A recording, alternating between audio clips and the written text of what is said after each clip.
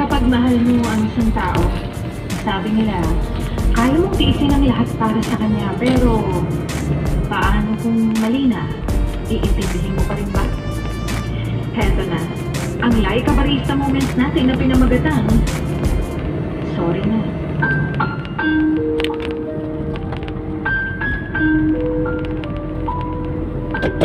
Pabago-bago, hindi lang ang panahon, pati ang isip ng tao.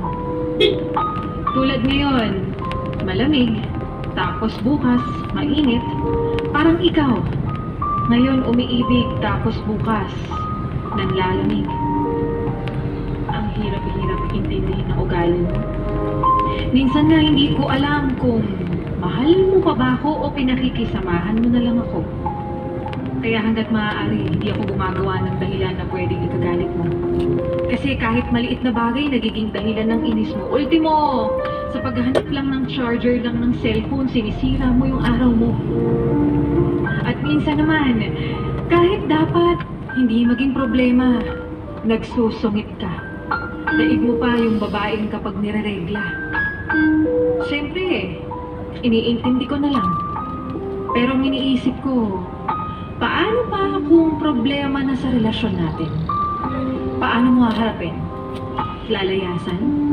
Sisigawan? O iiwan mo ko? Yun yung mga bagay na posible mong gawin kapag nagka-problema tayo. At natatakot ako. Kaya kahit tampo mo, sorry ko. Tampo ko, sorry ko pa rin. Parang sa relasyon na to, wala akong karapatang magselos, magalit at magniarte kasi ikaw lang dapat yung iniintindi. Paano naman yung araw na wala ako sa mood? Na bad trip ako, na feel ko lang magpalambing sa'yo. Ako yung babae pero ikaw yung pabebe.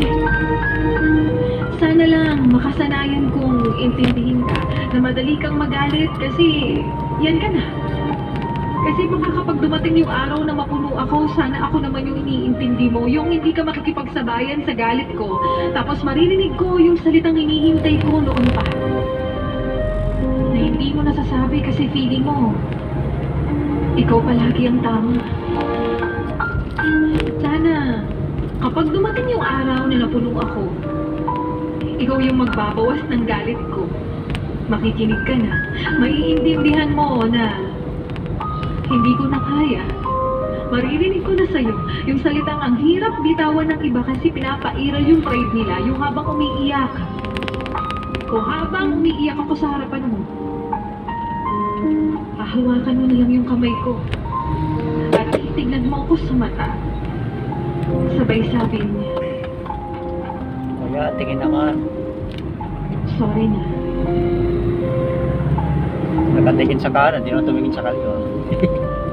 At yan ang muli ang kwento ng ating Laika Barista moments na pinamagatang